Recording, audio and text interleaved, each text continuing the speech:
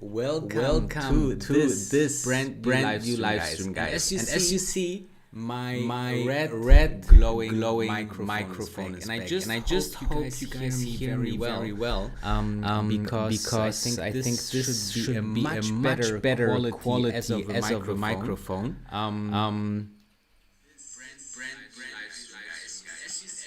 Okay. Seems that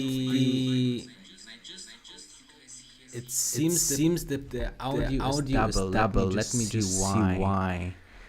Oh, okay. Now you should hear me just once. Okay, guys. So let me know in the comments if it's now fixed. It should now be fixed. Let me know in the comments, guys. Okay. But the sound quality be much better now than the usual one. Okay, so now it should be better. Let me just, it should now be fixed. Let me know in the comments, guys. Okay, but the sound quality much okay, one more thing apparently than the usual one. Okay, so now it should be totally fixed, guys. You see, we are not here at Neuralink, so it should be okay now.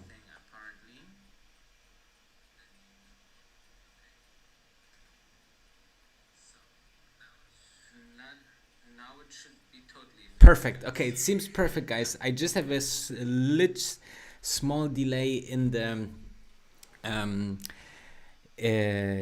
microphone before. So welcome. Welcome to another live stream. As you know, today we are talking about Neuralink, and I have so much of an input here, guys. Just before we diving in, I want to show you what we are talking about today. Okay, so as you can see here now, this will be the implant. This was actually presented the last time just a couple of months ago, I believe. We talked about it, we vlogged about it. This will be super interesting. So what will happen with that? What is the status, and so on and so forth. Just so you guys know, I'm here having the live stream of Neuralink open, and as soon as they start the presentation, we are on it. Okay, so don't think you will miss anything here. And then obviously we will have maybe a live presentation. I don't know what you expect, but maybe we will have a live presentation here as well by the Neuralink team. And on the other side, we also see, you know, this is how the gadget actually will look like. So this is actually how it will look like. It looks a little bit like, I would say, like a normal ear piece, okay? And other than that, this is a little bit freaking me out. So this is actually the robot that will put you the Neuralink N1 implantant into your skull. Okay, so this is super interesting, because the fun thing about that is that we are actually it couldn't be done by a human. Okay, so this is important to know, that this is 1 second. I just have to see. I just have to remove a user called Alexander. Sorry, he is, guys, always try to stay positive, okay? Otherwise, that's maybe the wrong channel for you guys then.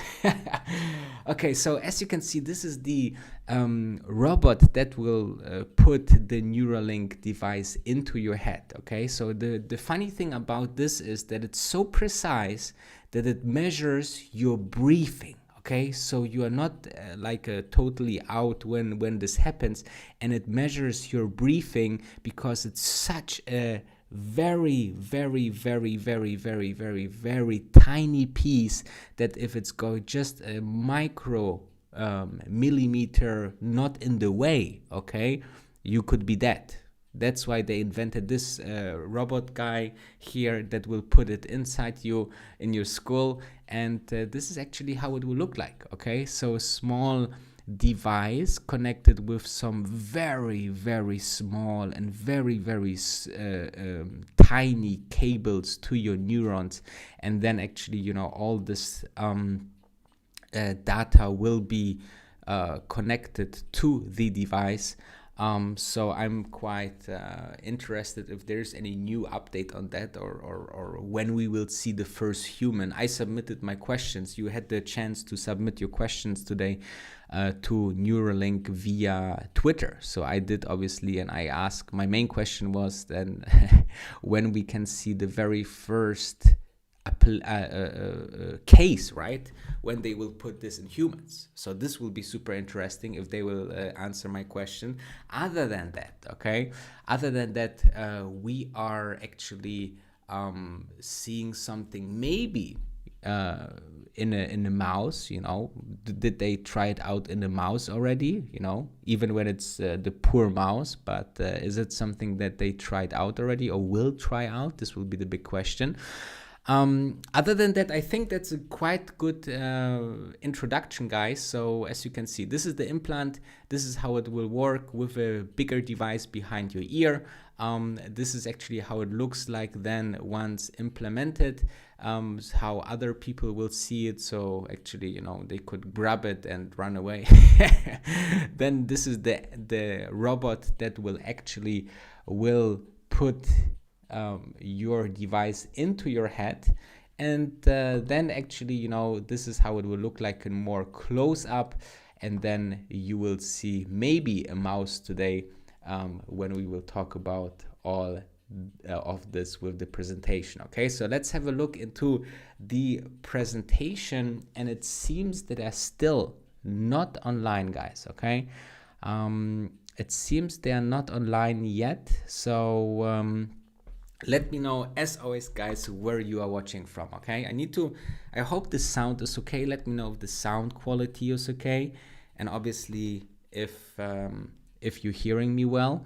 But as of now, we don't see anything, and this is the official live stream here, guys. So I will be with you, and I will be commenting this thing tonight. So I'm super excited, guys. Let me know where you are watching from. We have Canada here, Florida, Canada, America, Chicago, so New York, Portugal, Egypt, Netherlands, Virginia, Germany, Tunisia, so Italy, USA. Very, very international, guys. Okay, very, very international. I'm super excited. 90,000 people are watching with us, which will be quite interesting. I'm very interested when they will start. Maybe they still didn't finish to put one of those devices into one of those people. Yeah, maybe they're still working on it. So it's absolutely fantastic that we are having such a big community now watching with us. Let me just check if we hear the voice properly.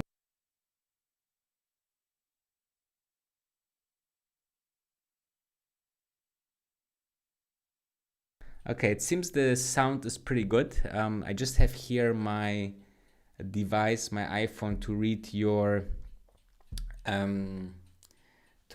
comments, and also to see if the live stream is healthy. So yeah, what else, guys?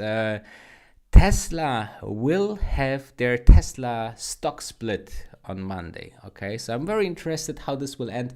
We had a pretty interesting day on the stock market. So Tesla, let's see Tesla, because it's a Neuralink stream. So let's have a look what Tesla did today. And Tesla actually lost a little bit. Okay, a percentage point less or lighter as the day before. So nothing. Oh, actually, it was unusual, guys. If you're thinking about, the Tesla stock just went absolutely crazy the last days. Okay, so I'm super exciting what will happen today, and when the first Tesla employees will get those Neuralink implanted. Let me know, guys, in the comments. Would you get a Neuralink device implemented in your head? And if yes, when? Like, let's say they're starting this devices to roll out 2021. Okay, so next year. Would you get the device? Let's say in the test phase, when they will test the first humans, let's say the first 500 humans, would you test yourself? And the second question really would be, if the test phase is over and it will be offered for many people out there. Actually, as Elon Musk said, the first phase, or the first kind of use cases, will be for people that are in need. So actually, this will be quite interesting to see if, which people can be healed by that. Maybe they have some signaling problem inside their body.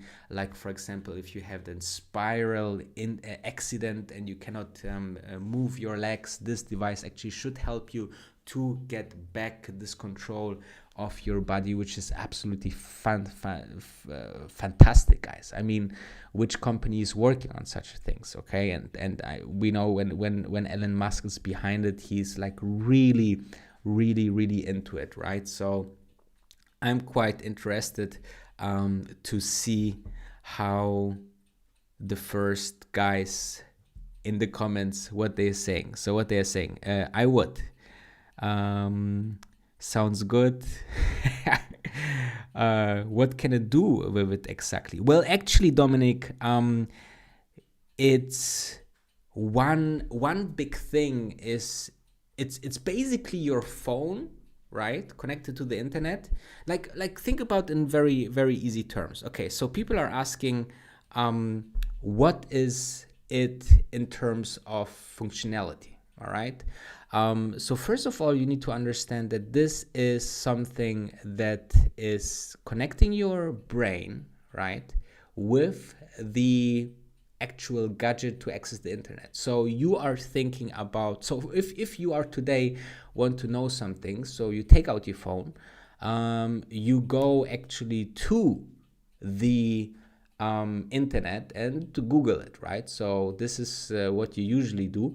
And if this is not happening, okay, then you are pretty, you are pretty lame, right? I mean, we are already half cyborgs.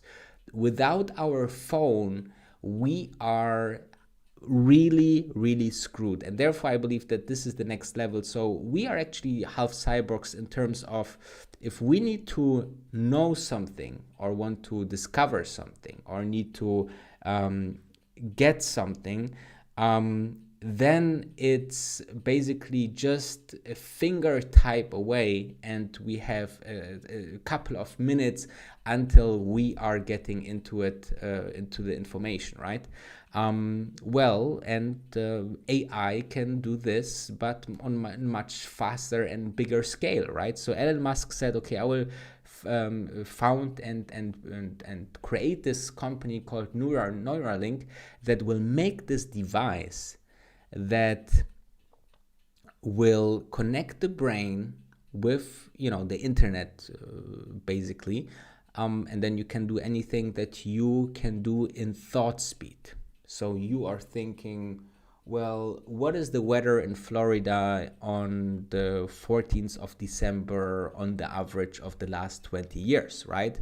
It would take you a little bit of Googling without the Neuralink device with your normal iPhone. And with the Neuralink device, it would take you a couple of seconds, right? So you see, it's like, I think the mission statement of Neuralink is something like, if you cannot beat them, join them. And this is, the best guess of Elon Musk to the AI part. So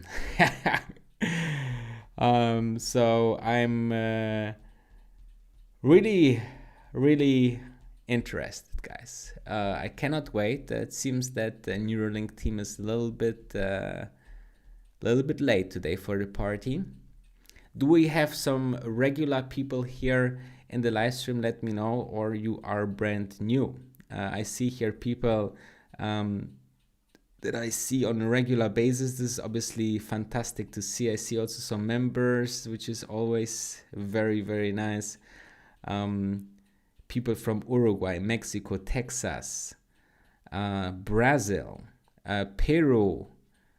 I feel like the most of the people today watching or tonight watching are actually from the other side of the Atlantic, right? We have like afternoon in USA, and we have almost night here in Europe, guys. So for all of those who are new here, I'm actually living in Dubai and currently enjoying the summer in Europe, and therefore I'm super, enjoying the nice weather. It seems there is happening something, guys. Okay, it seems there is something happening here in the live stream. Maybe not. I don't know. Let's stay tuned. Let me know in the comments if the picture and the sound and everything for the stream technicality is okay. Because as you know, I for the OGs out there, I use this microphone usually in my Dubai studio. So I brought it obviously to Europe, but usually don't use it here. But I think with it's quite a nicer and much clearer voice through this microphone here, and the distance to the microphone should be fine as well. So let me know if you have a great quality to enjoy this with me. I feel a little bit like a midnight or late night radio operator. Okay, so welcome to Wolf of Dubai FM, and ring through our hotline late night number and tell us what you are doing tonight. Well, we are waiting for Elon Musk to get started. Is it normal, guys? Also I don't remember. Is it normal, guys, if the presentations of Elon Musk are usually a little bit later? Or is it just our not luck tonight? I don't know. Let me know, guys, what you think.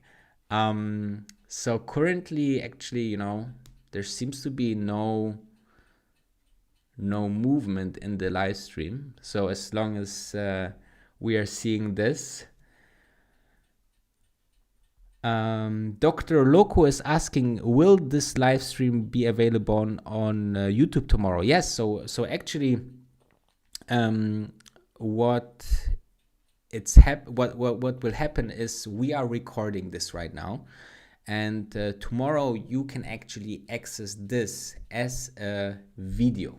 So they're saying, some people, that it says 1 hour delay. I don't know, where does it say 1 hour delay?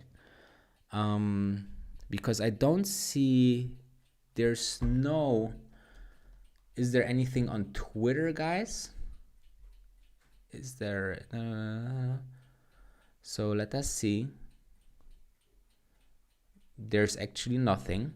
I also don't think that Elon Musk is usually the person that accepts delays. So also on the Twitter, you cannot see anything. So the last thing that they tweeted was that the live stream is at 3 p.m. Pacific time. So if there's any other information that I'm missing here, then let me know. But it seems that everything should be as planned. But they are about 19 minutes now over the time. From Twitter, they say 30 minutes delay. Okay. So Mario is saying from Twitter, they're saying it's 30-minute delay. Maybe some kind of people that are actually sitting there. Maybe they have like a real event, and maybe there will be some media people that are actually at the event and currently seeing, you know, what's going on, and they are seeing that there's 10 minutes or 10 minutes more delay, so half past 3 Pacific time. Okay, so we have 10 more minutes. Let me know in the comments if you want to see something specific. Okay, if you want to see something specific, if you want to I'm seeing here people want to know what's happening with Tesla. Guys, Tesla is the Tesla stock is so unpredictable right now. You know, I have no idea, and this is maybe, you know, sometimes I have a clear idea where the stock can go. Short term, it's impossible to predict, but midterm you always can, you know, see a trend or where it's going and so on and so forth. But what I really see is that I have no idea if the Tesla stock now, because so many people are having FOMO and getting into the stock, that the stock just get further up and up and up, and people are having in their minds that, you know, this will happen all over again and we will have a big Tesla bubble. Nobody knows, okay? And who claim that they can tell you this are definitely not telling you the truth, because nobody can predict how stocks go up, down, sideways, freaking low roller coaster. Okay, no, nobody knows. So 9 minutes to go. I'm super, you know, what I will really be curious to see in today's event is as for those people who just joined, I'm really curious to see when there will be the first healthy human that will get this device. Because first of all, they will prioritize people that are having some kind of disease or kind of sickness, because they, you know, had an accident or whatsoever. But it will be very important for myself to see when they expect to have humans that are totally healthy at that getting only this device to be superhuman. All right, so this would be my favorite question, if they can somehow give us a timeline. Other than that, I'm super excited and pumped to see if there is any you know, developments that will absolutely blow our mind. I think Elon Musk said something in this way on Twitter. Let's have a look. I think he said something. Elon Musk, Neuralink. Okay, let's have a look. Neuralink product demo in 3 hours. Okay, this is just the latest news, but I don't know if I can find it really.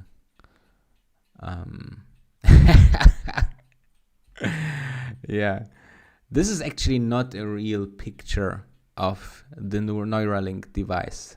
Okay, just so everybody cool down. This is not the live demo. Okay, and the picture not got frozen of the live stream.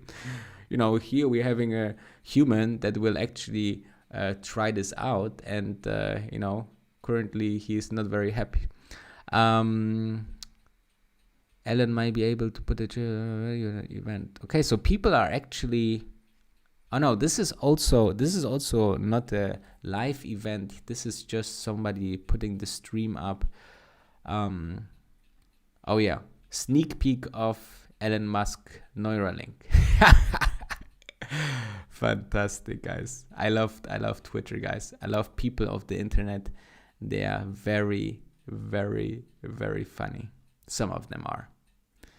Yeah. So what else do we have?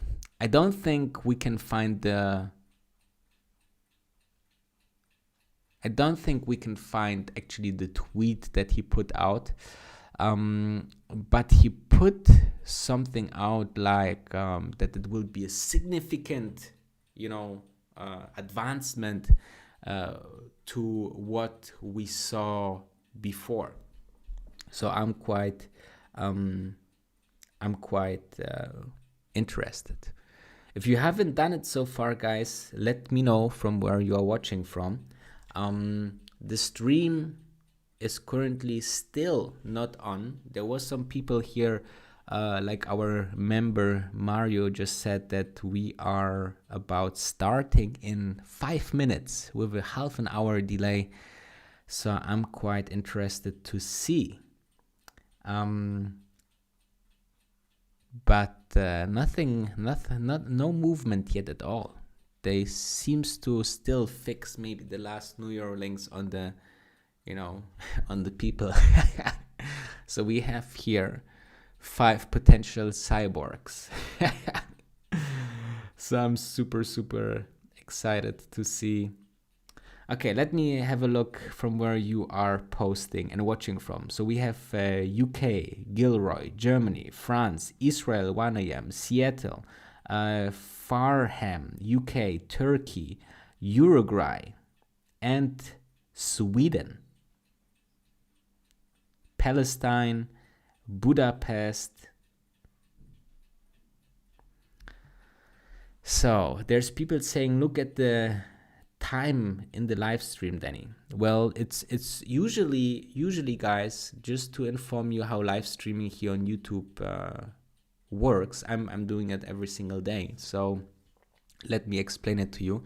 So usually here we have the time, like a countdown to the actual event when it was scheduled. And when it goes to 0, then it will just switch to waiting for Neuralink. So this is actually how it should be, okay? So we are indeed just a couple of minutes late, almost a half an hour now. So then we have people from Palo Alto. I love Palo Alto, guys. I was there before. Palo Alto is really fantastic. Argentina, South Africa, China, Australia, Japan, Algeria, Turkey, Austria, Netherlands, France, Finland, Spain, Brazil, Berlin, Jordan, Tunisia. Wow. You guys are really, really awesome. So it seems like there's big interest worldwide for those Elon Musk products. Okay. So I have read that a lot of you guys would do actually device. So this is quite interesting.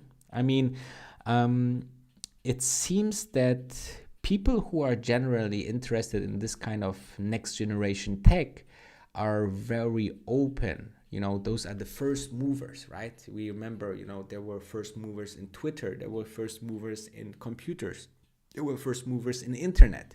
So you always have this first movers, and then, over a decade or longer, computers are getting better and the technology getting better, and people, the mainstream, is adapting to new technology. So I think at one point we might see that people putting a brain device into the brain would be something like, I'm going to wash my car, right?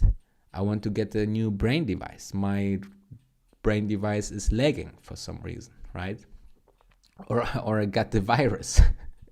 This would be quite ridiculous. Yeah. I think the most important thing for Neuralink is indeed to have a really, really, really good antivirus system. Okay, I don't want to have this thing behind my ear and getting some kind of hack, right? That not only can get my access to my emails and to my bank account, but also to all my thoughts and memories. Imagine that, guys. Imagine that. This would be ridiculous.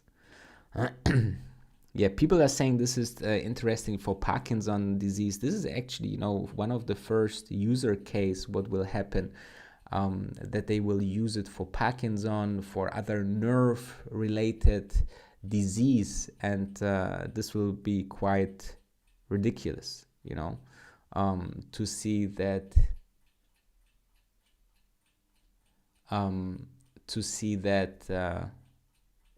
I was just a little bit concerned. I was just a little bit concerned because Richard is just saying it's 29th of August. But it actually is 29th in where I'm watching from. Okay. So Richard, I think you should stay cool in the comments. Actually, everything is, everything is as per schedule, because, this live stream was scheduled for midnight 29th in Germany time. And I'm sitting here currently in Germany. I'm not in Dubai, because in Dubai it would be, or it is now already 2 a.m. But as you can see, it's very few are super interested that maybe the live stream was rescheduled. It seems not. I don't know. We're still waiting, guys. If they will reschedule this, then this will be the most boring YouTube video I ever made. So we waiting. Ellen, where are you? Is there any official information, guys? Let me know in the comments if this was rescheduled for some reason. I don't think so. I couldn't find anything on neither Neuralink nor Elon Musk website. Okay, so let's have a look.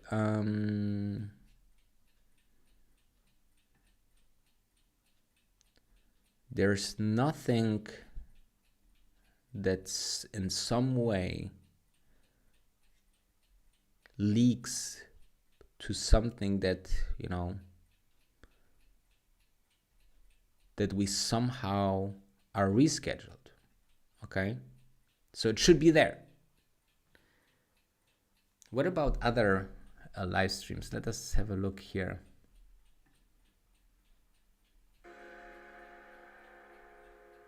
Okay, here's just music. There's just music.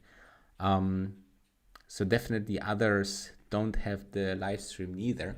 So you can stay here and watch with me very, very patiently. Just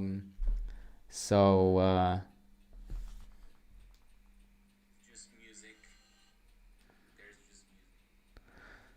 Okay, what else you would like to know? What you would like to know about Neuralink? What is your favorite information or piece of information that you want to get from Neuralink? Let me know. So they're saying Twitter info delayed by 30 minutes. Ellen just tweeted it's starting. Let me have a look.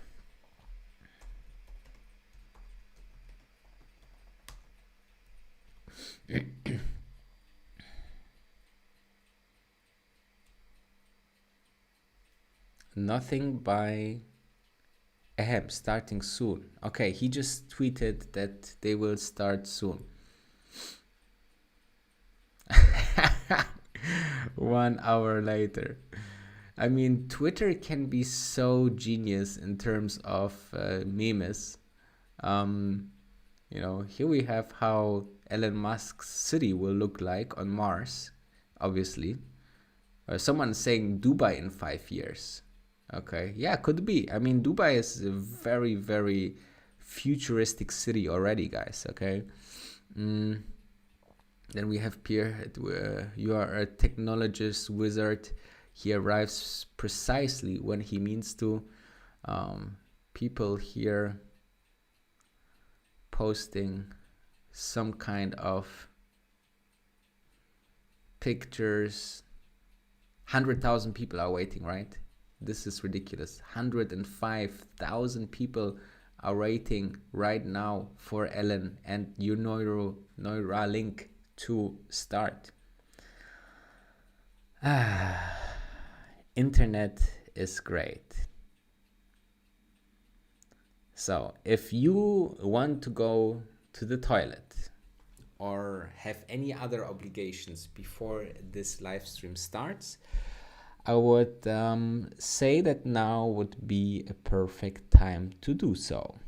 Okay, so we have 582 people in the live stream, guys. Okay, if you don't mind, guys, yeah, there is a button out there, and then I would appreciate if you are smashing that like button just for this live stream. And check me out also on Wolf of Dubai Danny on Instagram, guys. Okay, there I post also things behind the scenes. So if you want to know more about stocks and this kind of events, otherwise, you know, thumb up. This always helps creators to spread their content. Is highly appreciated. Doesn't cost you anything.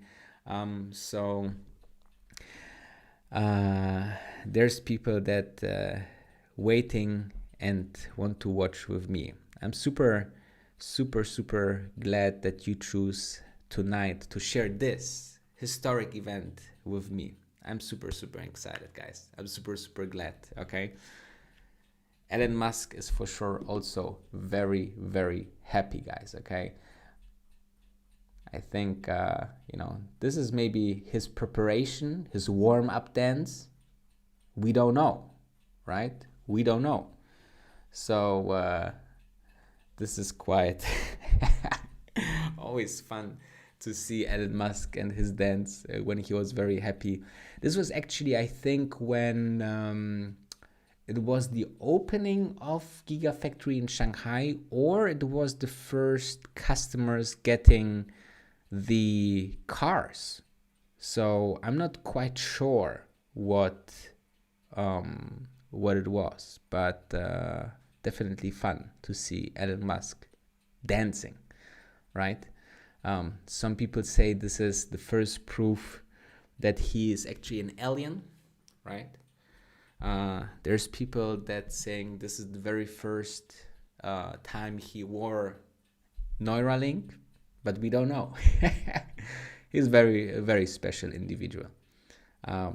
This is, I know, if you haven't, guys, make sure to watch his podcast with with Joe Rogan. Very interesting, guys. Very interesting. I mean, how this guy speaks, and even more interesting, I think, there's one podcast where Joe Rogan has someone that works with Elon Musk on regular basis.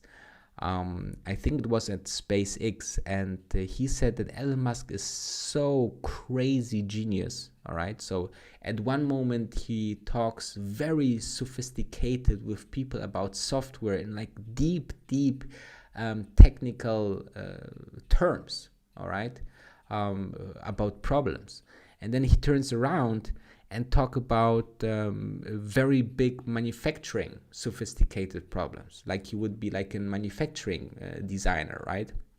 And then he turns another way around and he's talking about other super hardware related robotics, right? So he's so intelligent, guys. You have to, he's like, I think, you know, one day, and God beware that he, you know, will be dead as everyone as of us.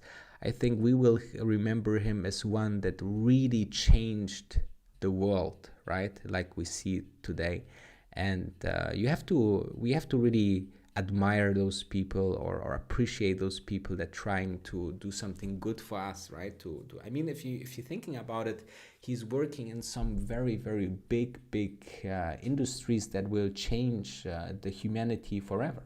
I mean, he's working in sustainable energy, getting humans interplanetary.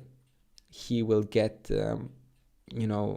he's working in the internet space, and I think that what he's doing with his companies is really something that is very, very good. And how he leads them, you don't have any work-life balance out there. So they saying that Neuralink just tweeted. Okay, so let's see what Neuralink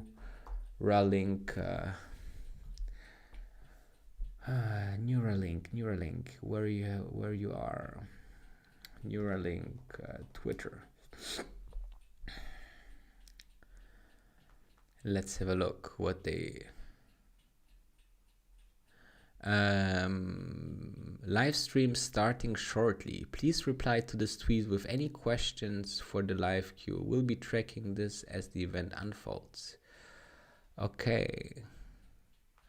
I actually did exactly this, but let's do it again.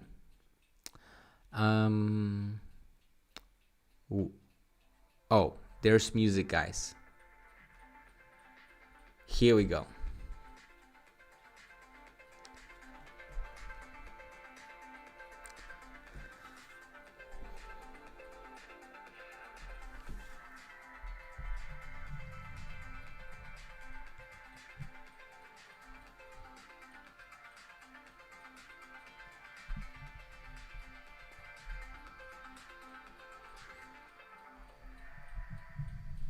Okay, nice presentation that we already know. All right, welcome to the Neuralink product demo. I'm really excited to show you what we've got. I think it's going to Fantastic. blow your mind. Blow our mind. The primary purpose of this demo is actually recruiting. So I'm going to emphasize this at the beginning and then again at the end. We're not trying to raise money or do anything else. The main purpose of this is to convince great people to come work at Neuralink and help us bring the product to fruition, make it affordable and reliable, and such that anyone who wants one can have one. And so I want to emphasize the purpose of Neuralink. Like, what's our goal? Our goal is to solve important spine and brain problems with a seamlessly implanted device. So you want to have a device that you can basically put in your head and feel and look totally normal, but it solves some important problem in your brain or spine. And the reality is that almost everyone over time will develop brain and spine problems. These range from minor to very severe, but if you live long enough, everyone's going to basically have some kind of neurological disorder. And these range from memory loss to brain damage. But the thing that's important to appreciate is that an implantable device can actually solve these problems. I think a lot of people don't quite realize that. But all of your senses, your sight, hearing, feeling, pain, these are all electrical signals sent by neurons to your brain. And if you can correct these signals, you can solve everything from memory loss, hearing loss, blindness, paralysis, depression, insomnia, extreme pain, seizures, anxiety, addiction, strokes, brain damage. These all can all be solved with an implantable This is crazy. Neuralink. This is an extremely fundamental thing. I think a lot of people don't quite understand that. The neurons are like wiring, and you kind of need an electronic thing to solve an electronic problem. So current medical research, we'll just go through what is the state of the art in medical research, and then what's the state of the art in what consumers or people in general can get. So the current medical research has shown that you can read neurons in a human's brain. So it's something called the Utah array, which has about 100 channels per array. But it's like, kind of like it's a bed of rigid spikes that's literally inserted with an air hammer. So, you know, that's slightly discomforting, I think. And there's wires and a box on your head. And so it's some infection risk. And obviously it will look pretty weird if you walk around with boxes on your head. And in order to use it, you have to have an expert medical professional there. And it's only been done in a few dozen people. So, but it is served as an important proof of concept that this can be done. So we did want to point this out and show that this actually does work. It's just not something that the average person could use effectively. And in terms of what is currently available, there is something called deep brain stimulation, where they put electrodes, a small number of electrodes in your brain, and will actually zap your brain with an electric current. And it's valuable for its uses, but it can't read or write high bandwidth information. I would say this is sort of a bit like sort of kicking the TV, which does work, but not always, and it has limitations. Nonetheless, this has greatly helped over 150,000 people, and it's actually just despite.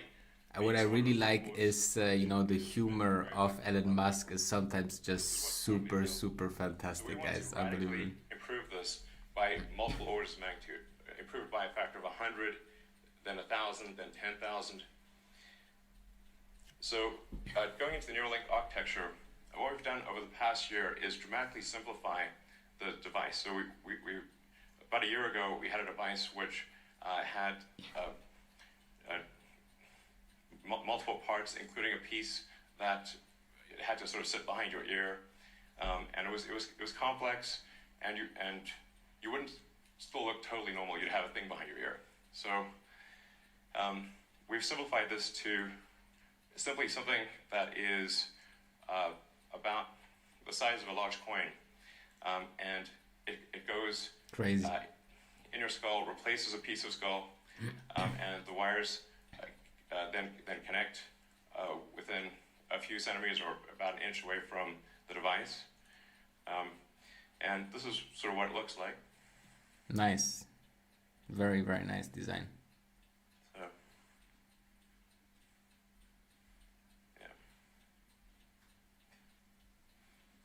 This is that little device. That thing at the bottom is just to hold the threads in place, because they're just like little fine wires. I mean, frankly, to sort of simplify this, what we're, I mean, it's more complicated than this, but it's, in a lot of ways, it's kind of like a Fitbit in your skull with tiny wires. So, and it's, so our current prototype version 0.9 has about 1,000 channels. So that's about 100 times better than the next best consumer device that's available. And it's a 23 millimeters by 8 millimeters. It actually fits quite nicely in your skull, because your skull is about 10 millimeters thick. Okay, so, good to know. Good to know. It's flush with your skull, it's invisible, and all you can see afterwards is this tiny scar. And if it's under your hair, you can't see it at all. In fact, I could have a Neuralink right now, and you wouldn't know. Maybe I do. Maybe he has. We don't know, So, right? We don't know. And Maybe it's he also has. got all the things that you would expect to see, the sensors Patient you zero. expect to see in a smartwatch or a phone, like notional measurement, temperature, pressure.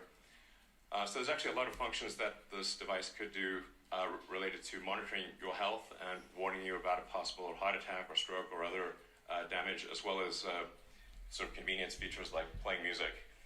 You do a lot. It's sort of like if your phone went at your brain or something. Maybe that's not a great analogy. Anyway, so it's also inductively charged. So it's charged in the same way that you charge a smartwatch or a phone. And so you can use it all day, charge it at night, and have full functionality. So you would really... How do you charge? Let me charge my Neuralink. No wires. Fantastic. In terms of getting a link, so you need to have the device, a great device, and you also need to have a great robot that puts in the electrodes. This is actually the robot does the surgery. that is You want really, the really surgery to be important, as guys. automated and as possible, and the only way you can achieve the level of precision that's needed is with an advanced robot. So we're really looking for great people who can help develop both the device and the robot. And we feel confident about getting the link procedure, the installation of a link, done in under an hour. So you can basically go in the morning and leave the hospital in the afternoon. And it can be done without general anesthesia. It is the robot that we talked So about. getting a link, like I said, is essentially open a piece of skull. Doesn't look remove, nice at about all. a sized piece of skull. And then the robot inserts the electrodes. We'll talk more about that later. Then the device replaces the portion of skull that was removed. And we basically close that up with actually super glue, which is how a lot of wounds are closed. And then you can just walk around right afterwards. It's pretty cool. So this is our surgical robot.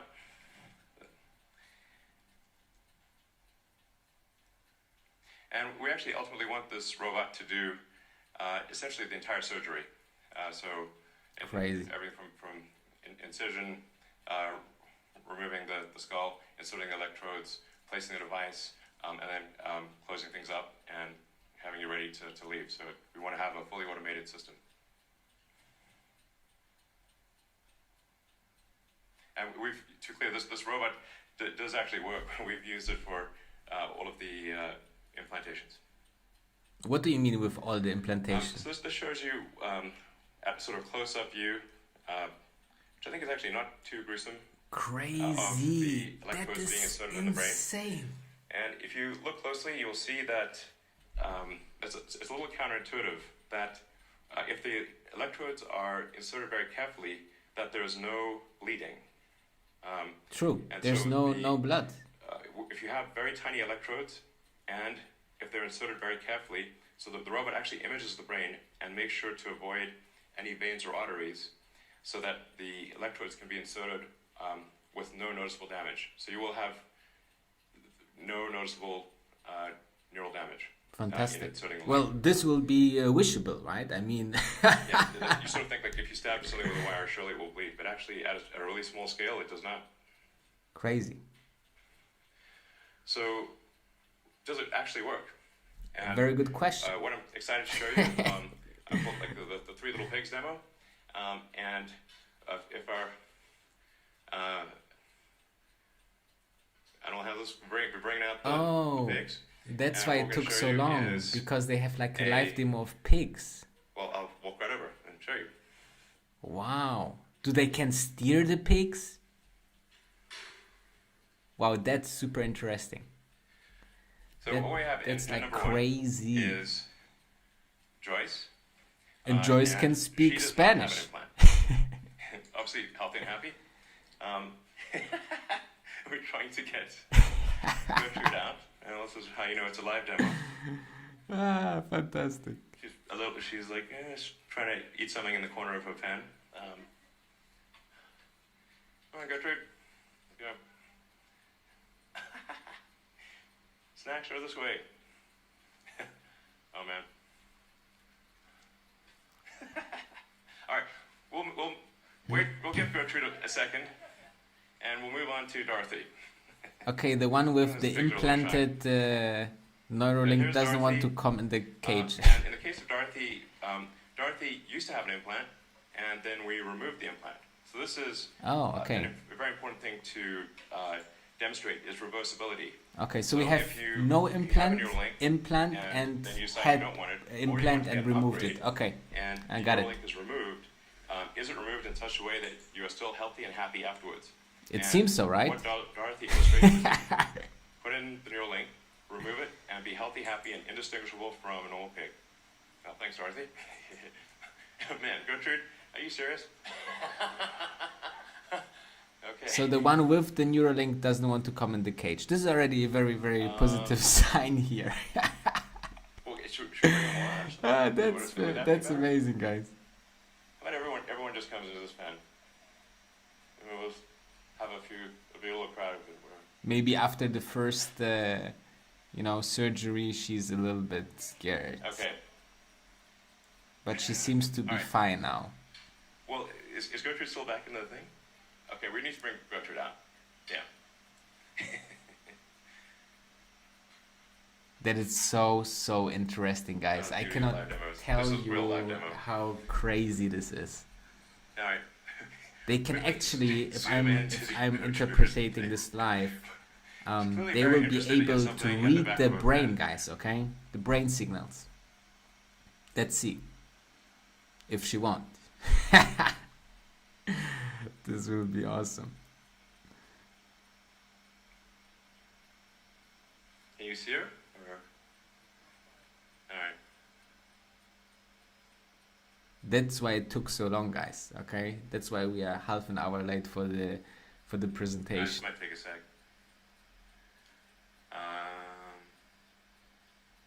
Well, this worked earlier.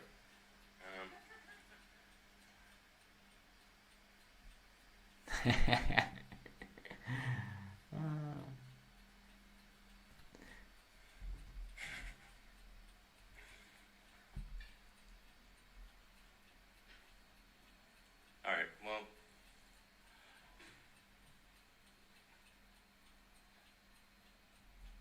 what if we lift the curtain and then zoom in?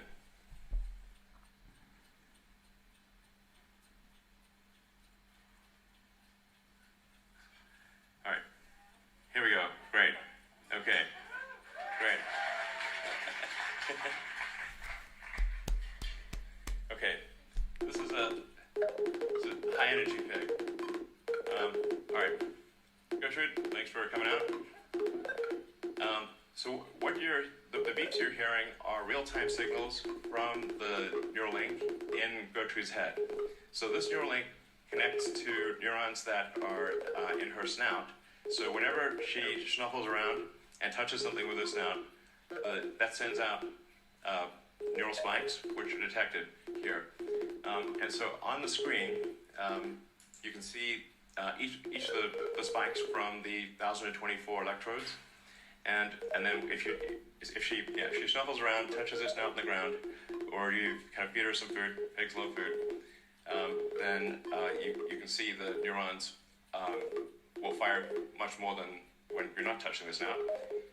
And that's what's making the beeping sound. All right, cool. So as you can see, we have a healthy and happy pig. Initially shy, but obviously high energy and kind of loving life. And she's had the implant for 2 months. So this is a healthy and happy pig with an implant that is 2 months old and working well. Yeah.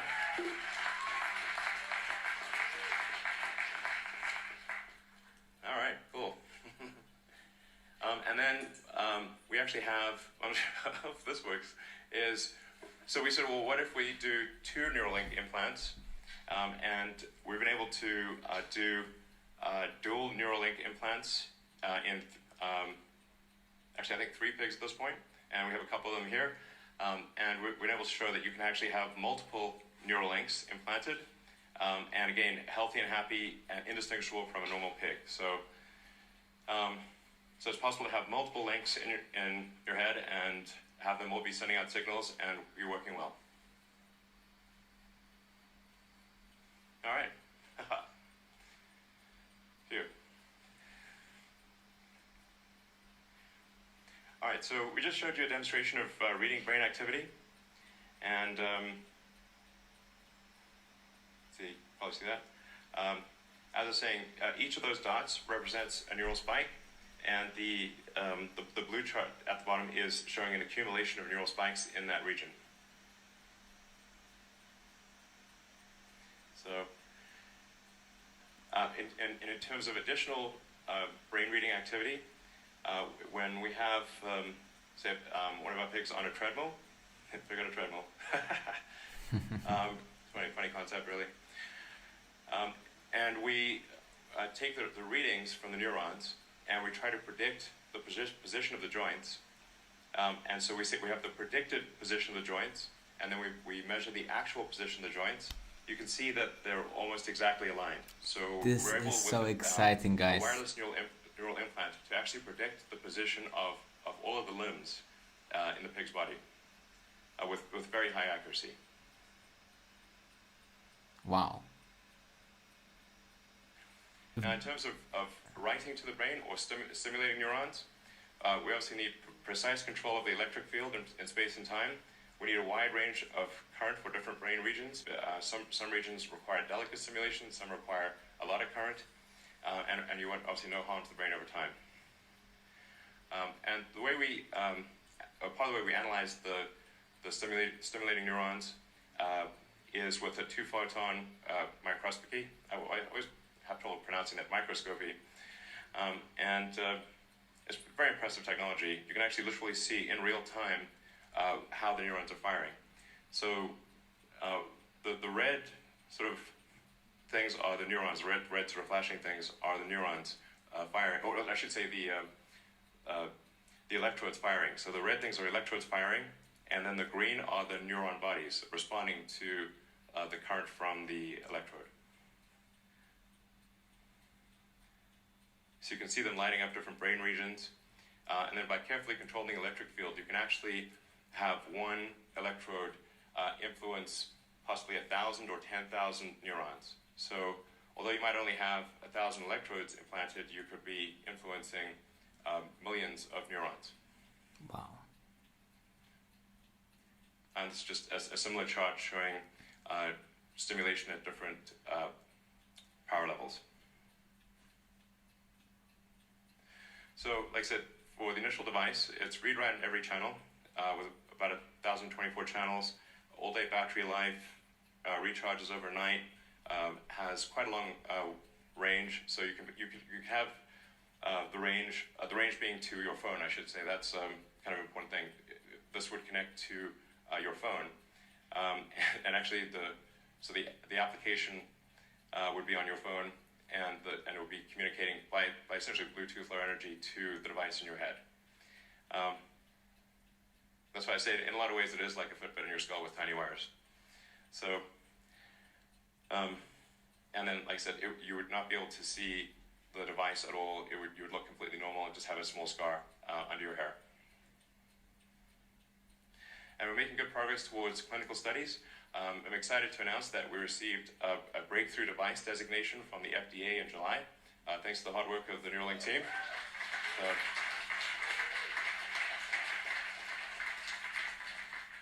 So I want to be clear, we're working closely with the FDA, and we'll be extremely rigorous. In fact, we will significantly exceed the minimum FDA guidelines for safety. We will make this as safe as possible. Of course. And just as with Tesla, this needs to be priority number one, guys. Okay. At Tesla, the only cars we make are 5 stars in every category. So we actually maximize safety, and we'll take the same approach here at Neuralink. Absolutely, this needs to be one of the highest priorities, guys. Okay, safety first. This presentation is recruiting. We want people who are great at solving problems to join the company. Yeah. And help us. If you're interested, device, guys. Take Send care of the your animals, CV. write the software, create the chips, and productionize everything. So we need like robotics engineers. I think we also especially need people who have worked on and shipped products. Mm-hmm. So if you've like shipped a smartwatch or a phone, or any kind of complex electronics or complex device, or advanced medical devices, we'd love for you to contact us and consider working here. Great. So I will be there for petting the pigs. A very important thing to emphasize is that you do not need to have prior experience on brains. So a lot of people think, well, I couldn't possibly work Neuralink because I don't know anything about how brains work. That's okay, you can learn, but we need software engineering, we need mechanical engineering, electrical engineering, like I said, chip design, robotics, and all the things that a company needs to work. So please send in your resume. Actually, it's not just engineering, obviously everything at Neuralink. So now let's actually move to questions. So we've piled questions that have been asked over the internet, and so we'll do live Q&A. So bring in a bunch of people from the Neuralink team. Also, it seems that most of these guys are Neuralink teams.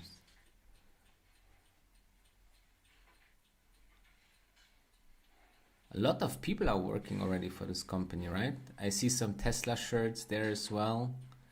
So it seems like some Tesla engineers are there too.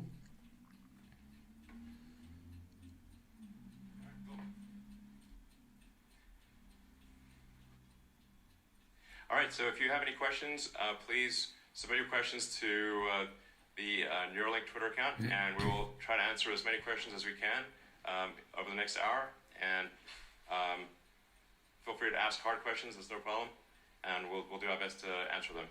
All right, let's move over to the team. Perfect. Yes, we will continue monitoring questions until the end of the event, so please keep sending them in over Twitter. Elon, do you want to come join us? All right, so the first question is, how is the spike detection implemented? Is it on the ASIC? Is it hardware and software updatable? Yes, sir. Yeah, I can answer that. So I'm Paul. I work, I've had a few different hats. I've worked a little bit on digital chip design and more recently working on some of the algorithms, trying to decode the signals from the brain. And the spike detection algorithm, there's historically been many ways of detecting spikes. Typically people will record data offline and then look for characteristic shapes. But here we're interested in detecting spikes online. And there's a number of simple algorithms that you can do, for example, like detecting just a threshold. And where we've been interested in doing a little bit better than that. So we actually look for particular shapes, characteristic shapes that we think are spikes. And so we're doing this on the chip. It's for all 1,024 electrodes. There's bandpass filtering that's happening on the chip. So if you think of these as like little microphones sending audio information, we're basically filtering all of that in real time and then looking for these characteristic shapes. You can configure what sort of shapes you're looking for, and that information is what's being sent out. The raw information coming from electrodes is way too much to send out over Bluetooth. So when you're seeing those beautiful spike rasters on the screen, those are the detections that we have coming straight from the chips. Got it. And just for everyone who doesn't know, can you just explain at a basic level what a spike is? Sure. So traditionally, people think of spikes or action potentials as the electrical events that happen in neurons and is the primary form of communication between neurons. And so this is a hysteresis event where you have currents that flow and generate this, you can think of it as being a digital signal, a 1 or a 0 that's being sent in time, where neurons will send that signal to often thousands of recipient neurons. Awesome, thanks, Paul. So I got a question from Toby on Twitter. He asks, what can be further done to simplify the device installation progress? So we're working on making the device as small as possible, of course, with the robot taking more and more of the responsibility away from error-prone human surgeons. We're hoping to make the process faster and safer. Actually, it might be good for people to say, you know, who they are and what they do. Oh, I'm Matthew McDougall. I'm the head neurosurgeon at Neuralink. Thanks, Matt. Is there anything specifically from the robot that can be done to make this faster and safer and scalable to billions of people? Yeah, I guess we've started with just implementing, robot manipulating the threads. But we definitely need to expand to essentially doing the entire surgery with the robot. So there's nothing like really, as far as I can tell, fundamentally like stopping us from doing that. Sort of like at a fundamental science level. It hasn't been done in the past, I think, probably just because like volumes of surgeries hasn't been needed. But specifically for us to scale up to many hundreds of thousands or millions of patients, we will need to automate it, like the entire surgery essentially. Awesome, thank you, Ian. Garrett asks, what are some of the lower bandwidth activities to target first? Is it muscle movement? Is it auditory signals? What level of bandwidth is required for effective use? So there's a couple of... Just to say who you are and what you do. Hi, my name is Joey O'Doherty. I'm a neuroscientist and neuroengineer working on decoding from the brain. So there's some low-hanging fruit that I think can really be impactful to help many people's lives, and that's restoring movement and communication in, for example, a spinal cord injury patient. And there's a lot of antecedents in the academic world where there have been very nice demonstrations of doing this. And we think we can take our technology and really bring that to the home, something people can take home with them and improve their lives. Fantastic. Gil, there's a fun one next. All you. Yeah, so we're fielding questions from Twitter, so there's going to be some funny comments. First question is, who are you and what do you do? I'll lead with that. And the question is, can the Neuralink chip allow you to summon your Tesla telepathically? Definitely, of course. You heard it here first. Fantastic. It's a definite 100% Feature. Carlos, that is the answer. Just one bit of information. Yeah, it's very easy. That's an easy one. Actually, Max, this might be a question for you. Like some of the questions we had on Twitter was, how do you see the Neuralink device and the essentially API growing over time and allowing developers to interact with the device? So there's interesting questions long-term about whether you do decoding on head or on a phone or on a computer. Ultimately, so at 1,000 channels, it's possible to send all the spike data to a phone and do processing there. As this gets bigger and bigger, you're going to be more constrained by the radio, so you're going to want to push more of this on head, and that changes your programming model. But really, the APIs, you're getting either bin spikes or you're getting raw waveforms, and that's like, you can consume it basically like an audio feed. Yeah, it's worth noting, like the lossless compression of the data stream is about 100 kilobits with 1,024 channels. Excellent. So this one came up a lot, and this particular question is from Yosef, but will this technology ever be used for gaming? Of course. Yeah, probably. 100%. Of course. 100%, yeah. I think that a good benchmark of does it work well in humans is, can a quadriplegic, does it work well enough for them to play StarCraft? And it's a good functional target. Those will be so awesome. We'll pull out back from the Twitter questions that are kind of funny. This is a question for the efficacy of the device. Right now, is the device limited to surface layers of the brain only, or can we go deeper? And if not now, what's holding us back from going deeper into the brain? We are planning on modifying the device and the robot to be able to sew into arbitrary depths of the brain. Right now, we're limiting ourselves only to the cortical surface because that simplifies many of the problems involved with going a lot deeper. And what kinds of things can you solve on the cortical surface versus when you go deeper? Sure. So a lot of the low-level processing happens in the cortex in terms of motor intentions, sensory information that comes directly in. So your hearing, your auditory percepts, your visual processing, a lot of that happens in the cortex. I mean, you could solve blindness. You could solve paralysis. That's you can crazy. Solve hearing. You can solve a lot with just by interfacing with the cortex. And to be clear, we actually do insert, I guess, about 3 or 4 millimeters into the cortex. So these electrodes are sensing from multiple layers within the cortex. It's that there are deeper brain systems that are underneath your cortex, like the hypothalamus, and I think that is something we'd want to interface with for sure, because that's going to be important for curing things like depression, addiction, that kind of thing, anxiety. But yeah, as I said in the presentation, overall we're aiming for a general purpose device, and really the thing that would change from interfacing with the cortex versus deep brain systems is kind of the length of the electrode. So we just need kind of longer wires and to adjust the robot in order to access deeper regions of the brain. Awesome. Ian, did you have anything to add? The robot is designed, the full length is 7 centimeters, or 8 centimeters. Yeah, so right now we're designed for 6 millimeters. The actuator itself isn't actually limited to 6 millimeters. We can go much deeper.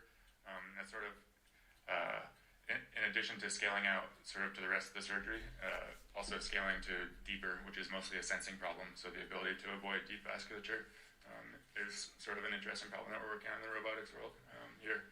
So yeah, a lots of cool problems on the robot. You're leading robot engineering. Yeah, sorry, I'm Ian. I lead the robotics program here. Robot is a man's best friend.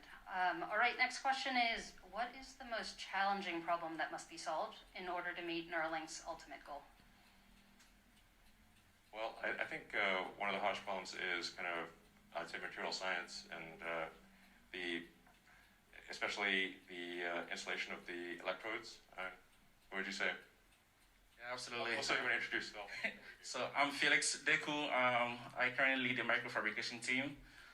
My team makes up of a group of process engineers and material scientists.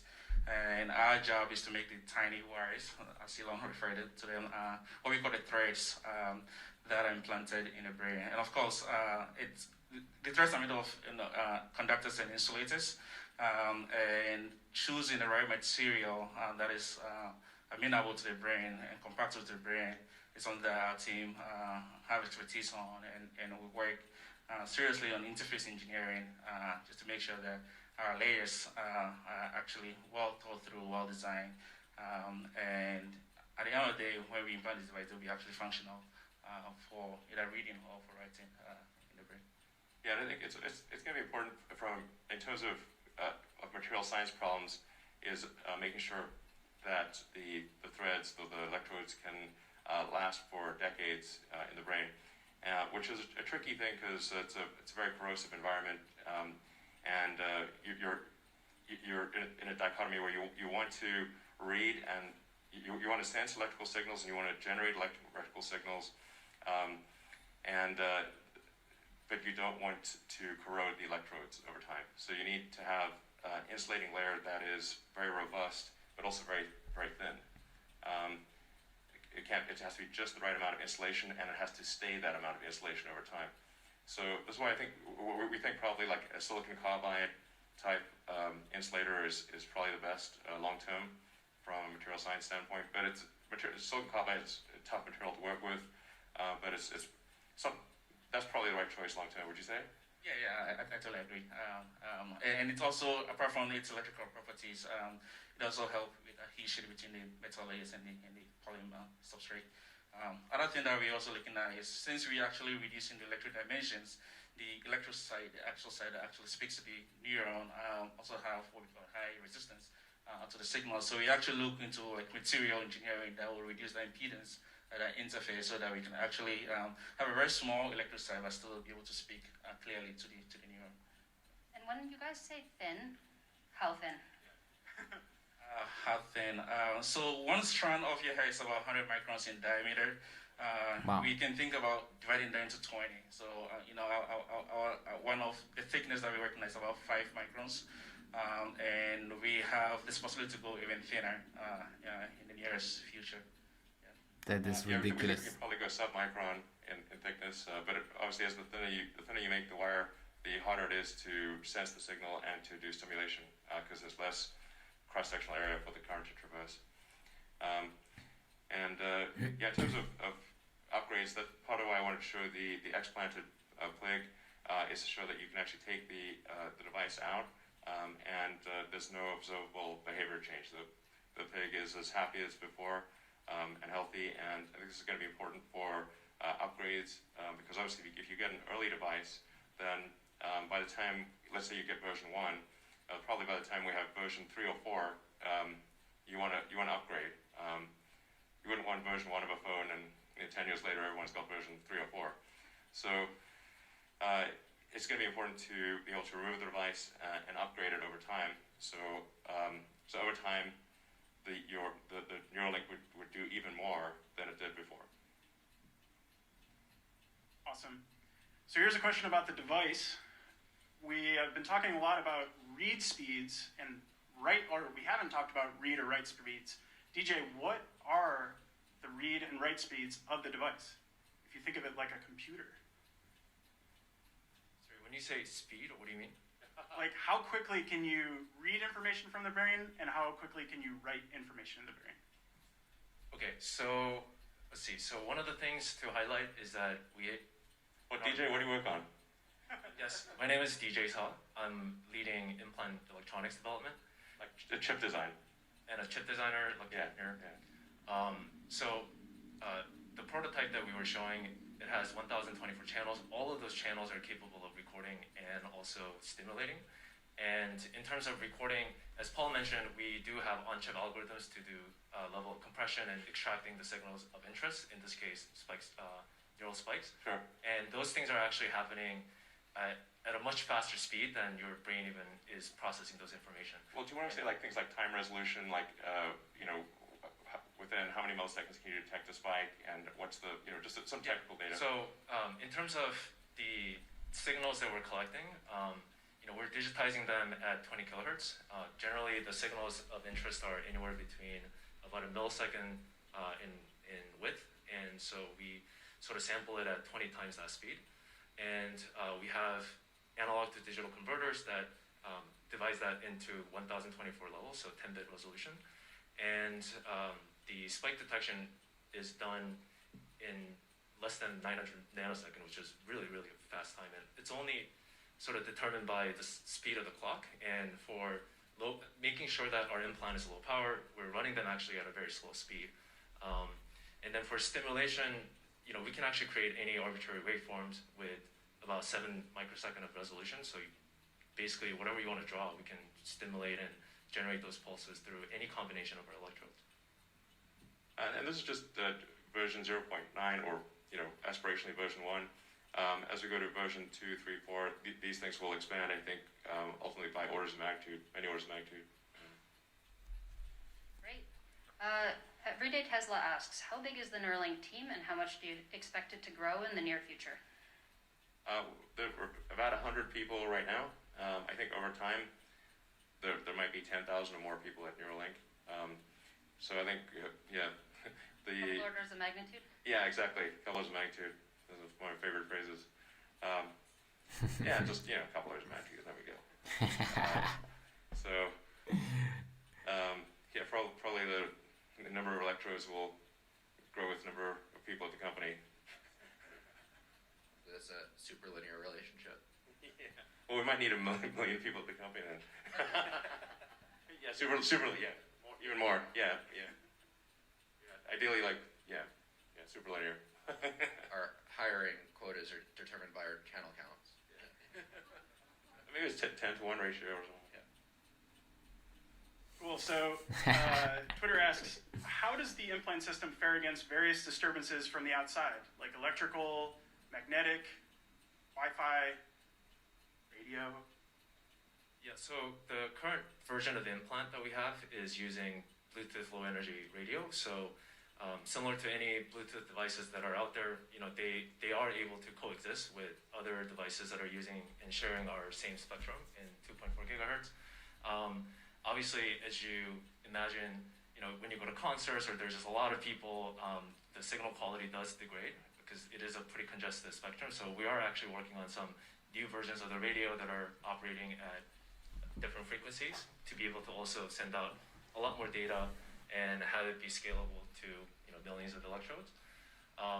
And then also in terms of sort of electromagnetic compatibility and interferences, obviously it's very important for us to coexist with other systems and just disturbances out there. So there are also well-documented guidelines from FDA that we'll be following and doing a lot of testing for. Fantastic. We're going to take an audience question. Fred, take it away. So we all want to play StarCraft using Neuralink, but what are some likely first applications? Well, I don't know if we all want to play StarCraft. There are other games. There are other games to play. Exactly. But also StarCraft.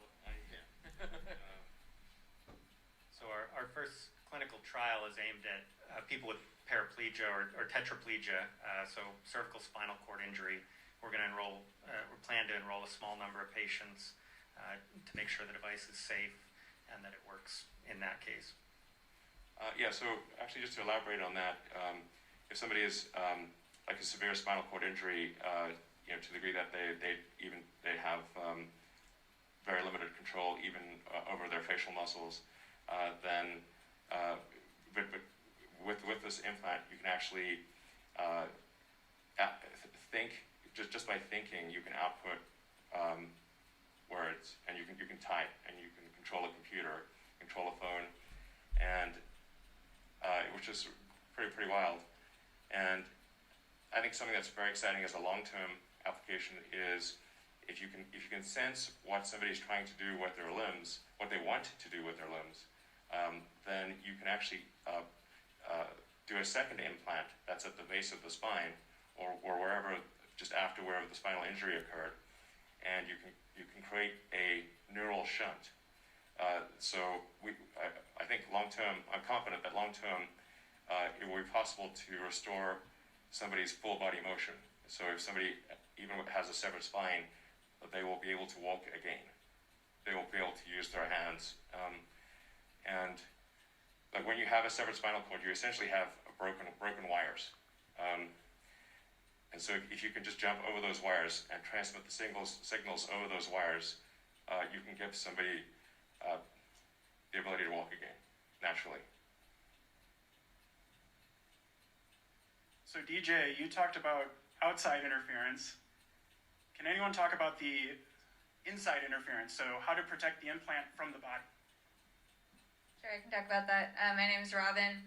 I'm a mechanical engineer, and I lead the implant mechanical packaging and assembly team. So actually making the devices and designing the seal. So yeah, the body's not a friendly place to be. So what we do is basically create an accelerated test chamber that can mimic the conditions that the devices will see in the body, and basically test the devices at as fast as accelerated rate as we can. At this time, we're limited temperature-wise by some of the electronics components, but basically we can test subsystems to mimic the environment in the body, and by that we've brought some devices in the tester right now to almost a year, and all the implanted ones prior to these implants, we had tested the same architecture in the tester to validate it. And yeah, so there's obviously chemical things attacking the implant. There's pressure. There's mechanical shock and vibration. So all of these things are part of it.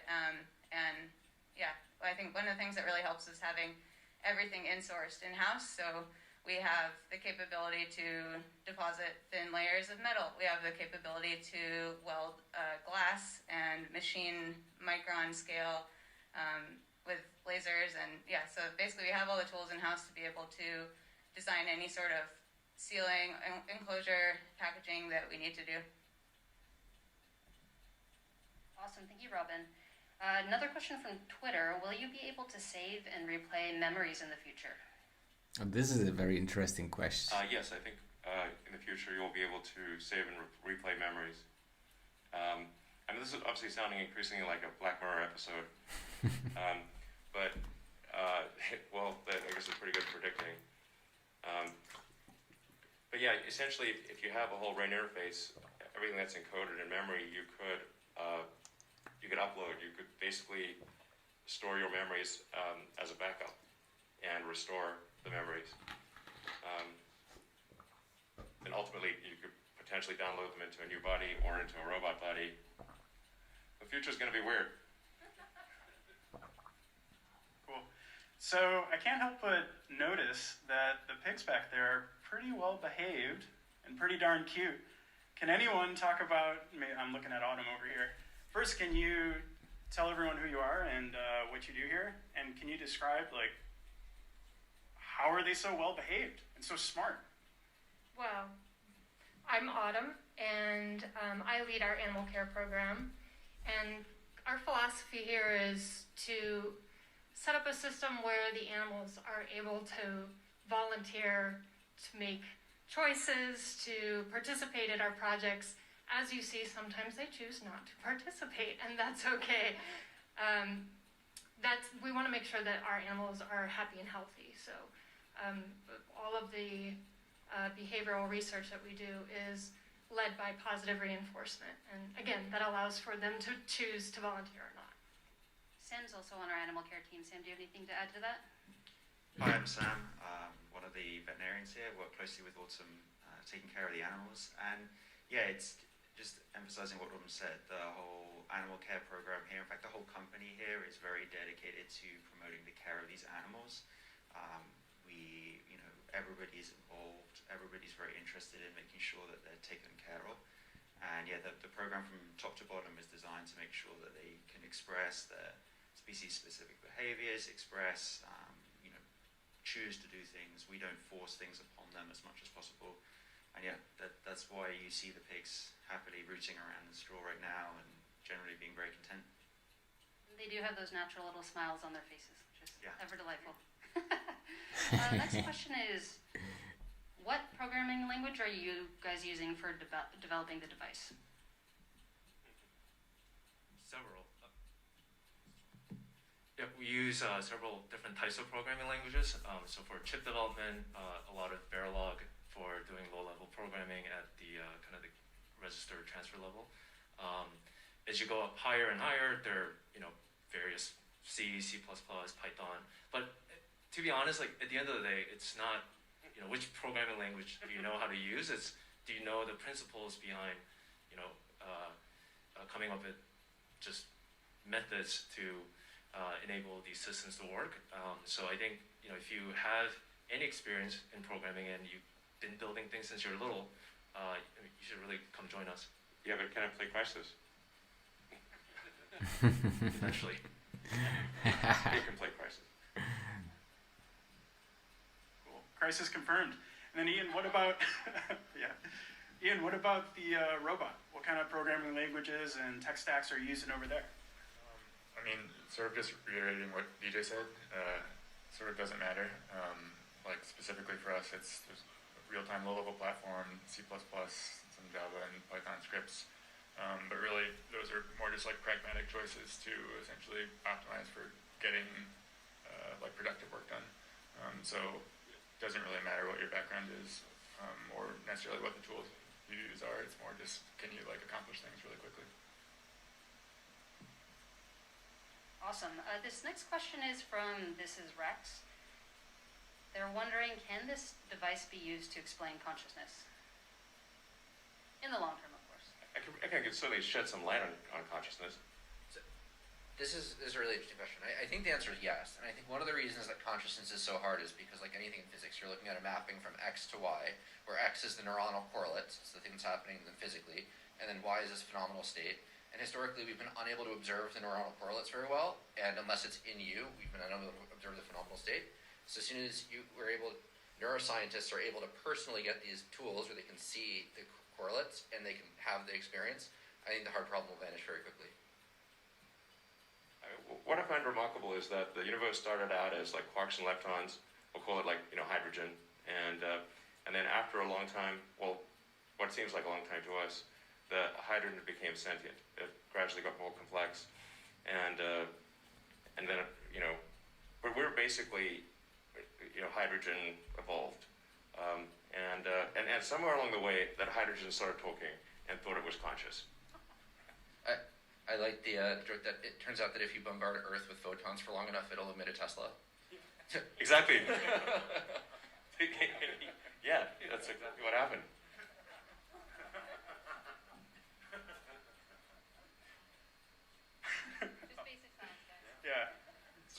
In school. So there's a lot of Twitter comments coming in about a question that I think is on everyone's mind, no pun intended. What is the security of the device look like? What kind of precautions are being taken, and what does the future look like for the security of the system? That's a very, very good question too. So first and foremost, privacy and security are top priorities at Neuralink. Especially given the sensitivity of the data that we're collecting. And one of the things that we're ensuring is to make sure that a lot of the interactions with the brain data is going to be encrypted and authenticated properly. And I think this has been kind of a sort of recurring theme, but one of the things that we have the ability to do at Neuralink is that we work on every layer of the product, from chip design to source code. And it really gives us a unique opportunity to embed security as part of our design from the get-go, and to make sure that there are no single points of failure. So as an example, we can actually completely isolate sensitive modules like the BLE radio by just segregating it out at the hardware level. And and really making sure that we protect the I/O to the brain away from any potential attacks and really minimizing the attack surface. And we have in-house security expertise, and we're also working with external parties to do audits and perform penetration testing. Excellent, thank you, DJ. Actually, is there a point that anybody here wants to make that has not been asked in a question, but you think should be a question? Anyone? Yeah. So hey, I'm Zach. I work on the microfabrication team. I help making implants. And one thing that I think is really cool, just in general, is that this is a platform essentially, so we can change the design up in a variety of ways. So if we find that a certain design or electrode size or number of electrodes works better in different areas of the brain, we have the capability to do that. I personally think that's very cool. Fantastic. Anyone else? Dan, do you have something to add? Yeah, I think one of the things that's allowed us to make such fast progress in the last few months is the use of pigs as a model. And we started out choosing pigs because of very similar anatomy of their skull to humans, same thickness and similar kind of dural membrane. But then as time went on, we realized that pigs are actually have amazing other properties. You can train them to walk on treadmills, you can train them to do all kinds of tricks, and also that they have this large representation of the snout in the cortex, which you can very easily stimulate. So the question would be, why are we using pigs? And I think we've even surprised ourselves at how useful they are as a model in this respect. And another important point is that it's very easy to keep pigs happy. They have very low needs, and so we can build an environment in which they have amazingly good welfare. Yeah, Seem very happy about food. Yeah, it's easy to make pigs happy. Basically, they love food. Pigs really love food. This is a true thing about pigs.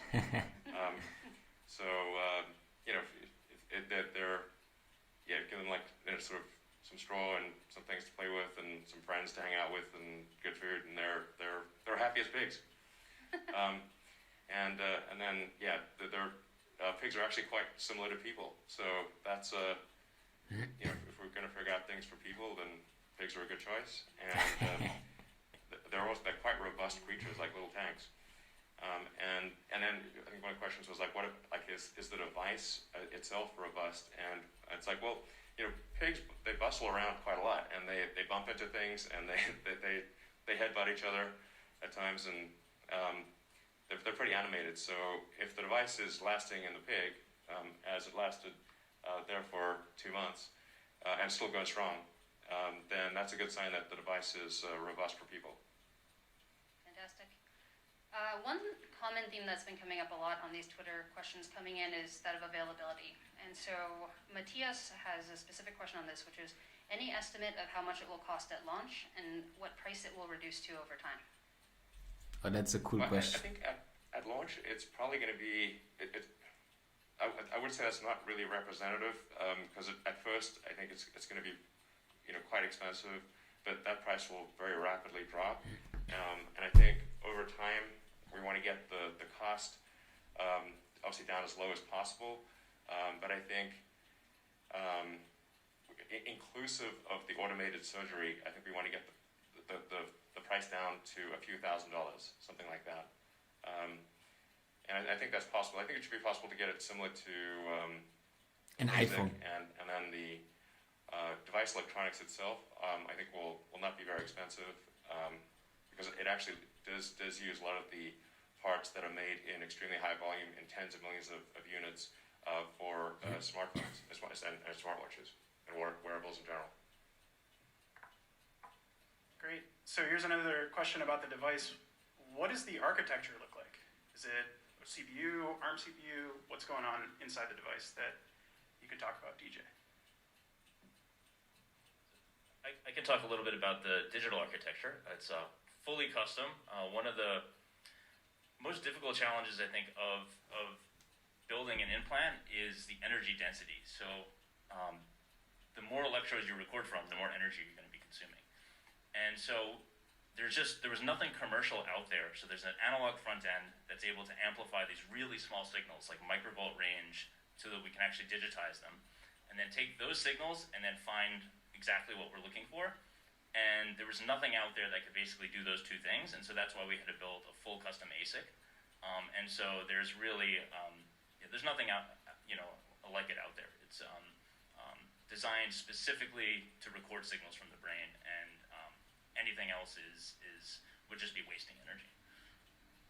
Yeah, so the thing that I would add to that is, so there are obviously elements that we customize from ground up, like our neural amplifiers and some of the algorithms that we develop, but a lot of the other systems around it are really borrowing from parts that are already been productionized and available from the wearables industry, so BLE radio, a lot of the low power microprocessors that are part of it, a lot of small sensors.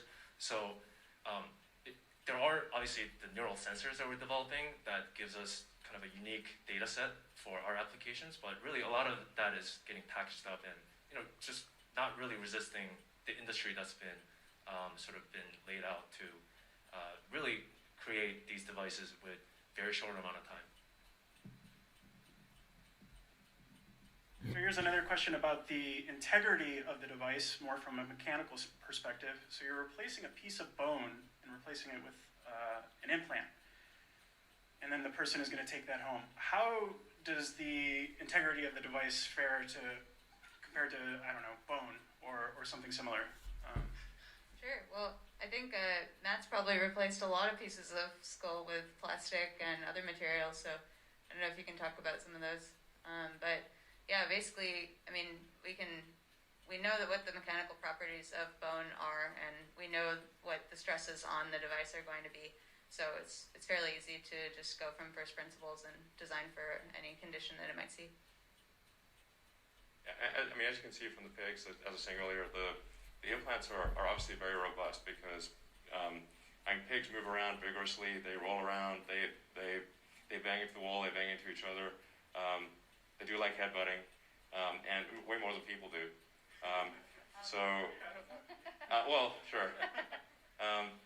But like it's not like the pigs are just walking around very delicately.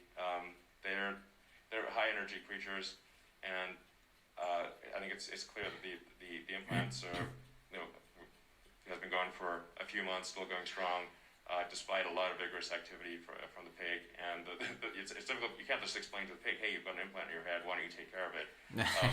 So it's got to be robust against a lot of head impacts, essentially. So I think maybe one of the things that isn't super obvious is that the implant itself is attached to the skull, but the electrodes have long threads, so you can have quite a lot of movement, relative movement between the brain and the skull without putting attention on the electrodes that are inserted in the cortex.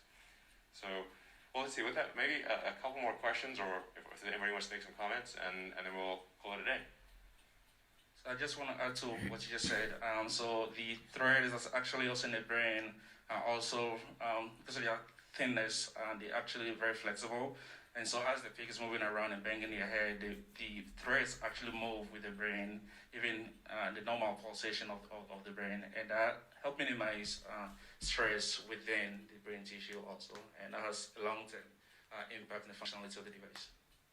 Zach, how long are the threads?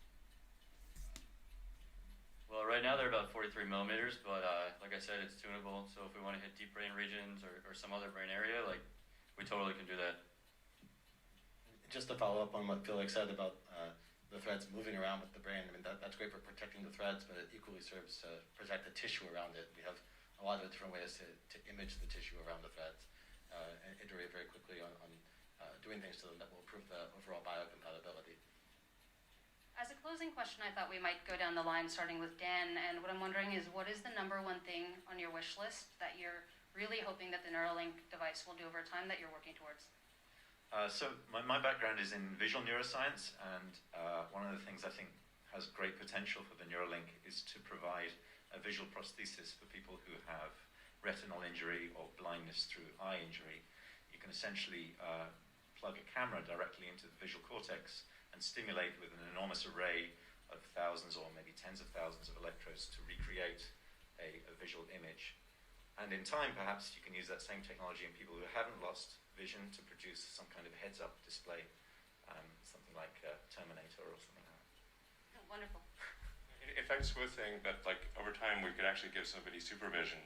Like you could have like ultraviolet or infrared, or see and radar. Like you basically name your frequency, and you can just dynamically adjust the sensor or have sensors that is crazy. feed into the visual cortex across a wide range of frequencies and actually have superhuman vision. Yeah, so for me, telepathy. So I think it's incredible amount of effort to put your thoughts into a set of words, and you know it comes out completely compressed. So being able to do that seamlessly without being able to compress it with all of the mechanisms would be great. Yeah, it's like just I'm sorry to add further to that. In fact, when I did the Wait But Why article, I think Tim thought I said consensual telepathy, but I said conceptual telepathy. I would presume it would be consensual, because you definitely don't want just people, you know, sending stuff into your brain without your consent. But a lot of our brain thought capacity goes into compressing our thoughts into words, and then you think of like the data rate of words. Words are very slow, very low data rate, and we're putting a tremendous amount of mental energy into compressing the concepts and thoughts in our head into words, and then slowly talking. Speech is so very, very slow, and we could actually send the true thoughts. We can basically have far better communication because we can convey the actual concepts, the actual thoughts, uncompressed to somebody else.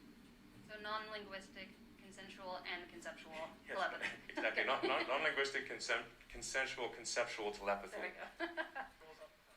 Yeah, I've actually been excited from the beginning sort of about the like side benefit of these devices. I sort of see them as essentially like an oscilloscope to a printed circuit board is our device to the brain, where just by virtue of having this in there and being able to see what's actually going on, you'll end up learning a ton about how the brain works. And so sort of augmenting people, but also just using that to learn a lot more about like neurological diseases is really exciting to me. Absolutely. So to sort of follow up on Elon's thought, you know, I feel, and I imagine a lot of other people feel the same way, that there's a lot of sort of trapped creativity in your mind. You know, you can, for example, you know, close your eyes and conjure up like an incredible, like Dali-esque scene. But you know, if I wanted to actually show someone that, it would take years of honing a craft to be able to paint that. And so, you know, potentially with enough electrodes in the right places, you could begin to sort of tap into those raw concepts or thought vectors and be able to decode that and show people. It could be for, you know, art, you imagine music, or even for like engineering, like a three-dimensional model. And like. So mental artistry is a new field. I like to think about ways to interface devices with biology better. And so one of the things I'm looking forward to is getting this thing to be less like technology and more like biology, so that it really is seamlessly interfaced with the brain, stable for a very long time, and then similar to that, having stimulation be much more precise and multidimensional, such that eventually the brain sort of doesn't really know if it's being stimulated from outside or inside, and you end up just sort of completely merging. Wow. Yeah, you know, following up on stimulation, you know, one of the things our device can do is simultaneously read and write on every channel, stimulate and record. And that's, both a more challenging problem than it may seem like at first, but also, you know, incredibly exciting at the sort of the vistas that it opens up. I mean, it's really kind of the whole game in terms of interfacing with the nervous system, and I'm very excited to use that. Yeah, I'm excited just because of the scalability of the device. We're doing everything in-house, and all of it can scale to more channels, more brain regions, etc. I think, I'm really interested about solving things related to anxiety or depression, or even like removing fear. Like I'm an athlete, and to like rock climb without fear would be pretty. Maybe you need a little bit of fear. Yeah, just a little. And also, it'd be great if we could make the pigs fly, but. I think we have an incredible opportunity to limit human suffering to a tiny fraction of what it is today, in all kinds of different avenues. Pain being the essence of suffering, we might be able to control that finally. And so many other diseases, so much other suffering in the world. I think the Neuralink device could help a lot with. I think all these things are great functions for a Neuralink. I think on a species level basis, I think it's going to be important for us to figure out how we coexist with advanced artificial intelligence, and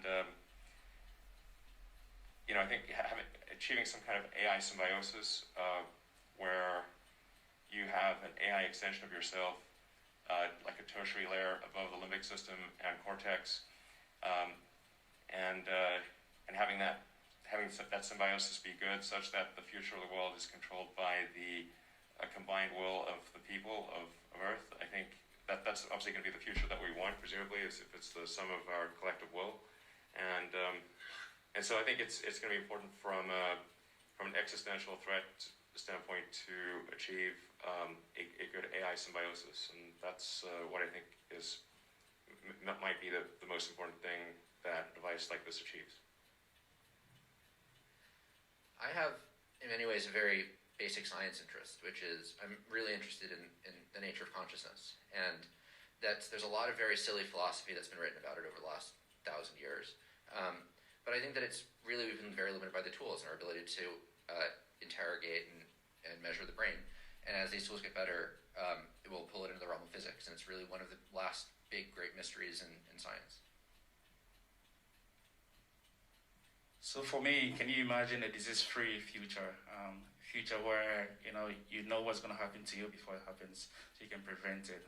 With these devices, we'll be able to not just pick our electrical signals, but we can also pick our chemical clues in the brain. And if you're successful, which I know we are, we'll be able to kind of prevent ahead of time, diseases.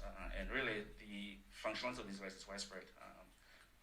So I'm looking forward to the future. I'm really excited about the opportunity to help people overcome challenges that they face through life circumstances, bad luck, through no fault of their own, spinal cord injury, brain disease, some devastating things that completely change your life. Hopefully we can help them get some function back. I know and love many humans with autism spectrum disorder, so I'm really interested to see how the Neuralink might be able to support them if they chose to do that. Yeah, so I mean, everyone else along the line has had amazing ideas and suggestions, and for me, it's about memories, and everyone loses those memories over time. I already can't remember what happened to me when I was younger, and it'll only get worse. And so, having a repository of memories that you can access whenever you want. If you're feeling down, you can go access some good memories. If you miss something or miss somebody, you can go and access those memories. And I think that would just be such a life-changing experience to be able to just tap into that. There's such a beautiful and diverse array of answers there. Yeah. All right. Well, thanks for tuning in. And as I said, please consider working at Neuralink and helping us solve these problems. There's a tremendous amount of work to be done to go from here to a device that is widely available, and affordable and reliable. So please consider joining us and supporting us in our mission. Thank you very much.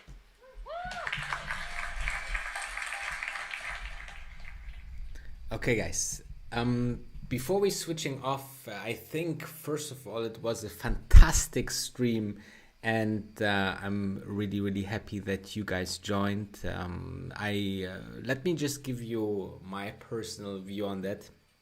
So first of all, I want to let you know I saw both presentations. Okay, so I saw this presentation, and one summer ago I saw the same presentation where they were, right? And the fun thing about it is that they were actually kind of a concept, I would say, right? They were really like kind of a concept, but now they are actually really quite well here. Okay, so they have the installed chips into the pigs. I think this is a tremendous achievement. They have the chip itself is beautiful, re-engineered, We have now that they can predict the movements of the pig, which was insane, guys. Think about it, that the computer can predict the neurons, how they put their signal out there. This is basically, they could take the signals and give it to other pigs or machines, and they could control the machines, literally, right? Because it's always about reading the signal, interpreting it, and putting it out to, you know, move some things or create something with it. So I think this is super incredible. Elon Musk seems to be super engaged. It's always fun to see Elon Musk presentations. And yeah, let me know in the comments what you think. Thank you very much for watching, guys. Don't forget the thumb up. This is very important for the channel, for every channel out there, for every creators. I think we all have great futures out there, and I'm super happy that you decided today to join with me. Thank you very much, and I wish you a wonderful night. Stay healthy, stay safe, and consider to subscribe if you're a new one. I see you tomorrow in just a couple of hours.